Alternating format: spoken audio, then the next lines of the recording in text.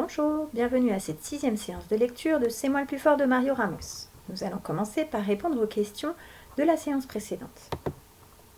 Nous avions demandé pourquoi le loup n'a-t-il pas mangé le petit chaperon rouge? Le loup n'a pas faim, il n'a pas envie de manger le petit chaperon rouge. Deuxièmement, comment se sent le loup? Il est très content de ce qu'on pense de lui. Troisièmement, nous vous avions demandé d'imaginer qui le loup peut rencontrer maintenant. Qu'est-ce que le loup peut lui demander? Par exemple, il peut rencontrer Blanche-Neige et il peut lui demander « Et la belle demoiselle, qui ressemble à un prince ici ?» Mais vous avez pu imaginer qu'il rencontre d'autres personnages. Avant de voir ce que prévoit l'histoire, c'est moi le plus fort comme prochaine rencontre pour le loup, un peu de vocabulaire.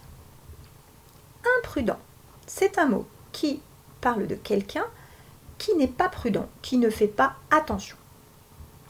Assurément, c'est quand quelque chose est sûr, certain.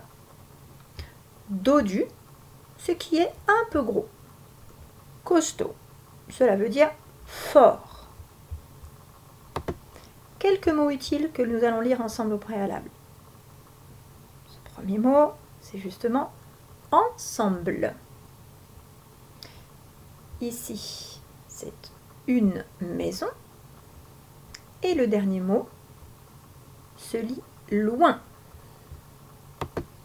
À vous de jouer. Je vous laisse lire seul le texte qui est devant vous. Vous pouvez mettre votre vidéo sur pause et la reprendre quand vous avez terminé pour écouter ma lecture. Attention, je vais commencer à lire. Il rencontre aussi les 3 petits cochons. Que vois-je? 3 petits cochons loin de leur maison? Comme c'est imprudent! Dites-moi, les petits dodus, qui est le plus fort? Demande le loup. Le plus fort, le plus costaud, le plus beau, c'est assurément vous, grand méchant loup, répondent ensemble les 3 petits. Passons maintenant aux questions. N'hésitez pas à revenir au texte, le relire pour trouver les réponses si vous n'avez pas tout mémorisé. Dans l'histoire, les 3 petits cochons, la vraie histoire, pas celle que nous venons de lire.